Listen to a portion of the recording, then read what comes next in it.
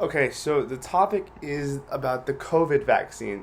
Now, there's a lot of controversy going around the COVID vaccine on why you should take it or why you shouldn't take it.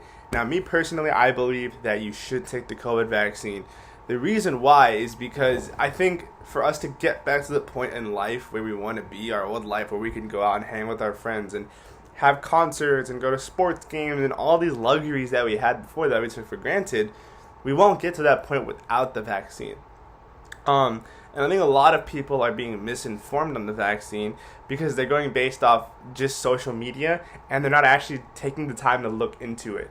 The reason why I think I'm knowledgeable on this subject is one, I do have my COVID vaccine. Here's a picture of my card. I do have the COVID vaccine. I took Moderna. I got both doses.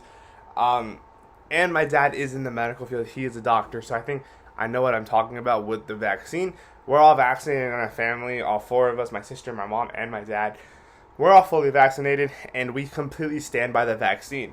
So I think the first thing that we talk about is the effectiveness of the vaccine. Now, people, what they believe is because the vaccine was developed so quickly, is that there's no way that it's been tested properly. And yes, it has not been tested the way normal vaccines are tested, but what it was that this vaccine actually has had traces of a previous disease called SARS. So when they were developing a vaccine, there was at least some previous DNA and RNA that they could go off of, which could explain the reason why the vaccine was developed so quickly. So there was a report done, and the report basically said that about 46% of people would agree with taking the vaccine, and about 10% would be iffy on it, and then the rest would basically negate the idea of taking the vaccine. And it's kind of mind-blowing because those same people want to go back to our lives before, like even just doing daily things like not having to wear a mask and all these things that we have to do now because of COVID. But without the vaccine, without COVID ending, we can't go back to our lives. That's the problem. We need to develop the vaccine is the whole reason why we need to take it, so we can just go back to our daily lives. So another point is the vaccine effective? Now, the statistic is that the Moderna vaccine is 95% effective from COVID from the first and the second dose. Now, the first dose protects you about 65 to 55%. The next one is 95%, and then you're good. Now, obviously, we don't know how long it'll protect you from COVID. Maybe it's permanently, but what they're saying is for about a year you will be good from COVID 95% wise.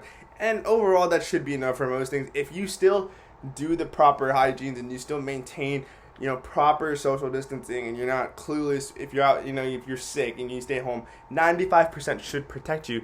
And if most people in the US do get vaccinated, then we'll be at the point where we'll be able to go back to where we were, and this would able to us to do a lot of things that we used to and that we can't anymore. Like I said, go to concerts and amusement parks and all these fun activities that have been shut down. Also, another big reason is travel. We've all missed traveling. Now, there has been a report saying that U.S. can now travel anywhere in the U.S. with no quarantine, nothing, if they're fully vaccinated. So if you're fully vaccinated, you're good to travel. Even countries outside of the U.S., like London, is thinking about doing the same thing, where if you're fully vaccinated, you can travel to London now, and you don't have to quarantine.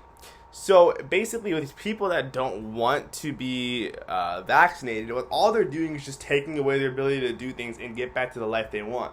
Now, obviously, at some point, this is all going to be over, COVID. We'll be back to our daily lives, but it'd be better to do it sooner than later. We don't want to go through another outbreak, another, stay-at-home order, another quarantine where we have to stay home and all the food is sold out and people are going crazy and we can't even do our daily lives properly because people are ignorant about the vaccine.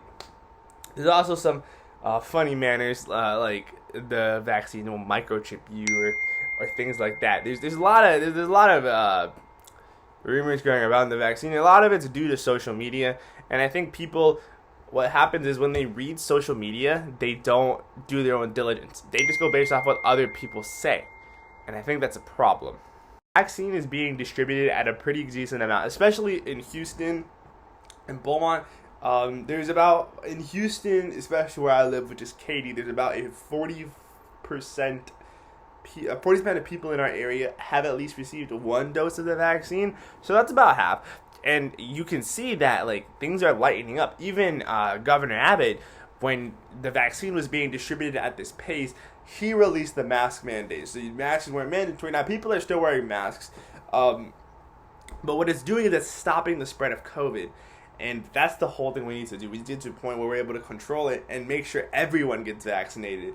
Now, obviously, vaccination can't be mandated by the government. You just can't force someone to take something. But it needs to be enforced, and there needs to be more proper propaganda relating to the vaccine rather than just what we hear on social media. A lot of the big named like CVS and Walgreens are now implementing the vaccine, so it's very accessible. Before it was pretty hard to get. There was the age limit, and you had to have some sort of ties to a medical professional to get the vaccine. But now, I think in Texas, it's only anyone over the age of 16 can now just go to walk-in to a CVS or Walgreens and get the vaccine. Moderna, Pfizer, Johnson & Johnson is being distributed to the U.S.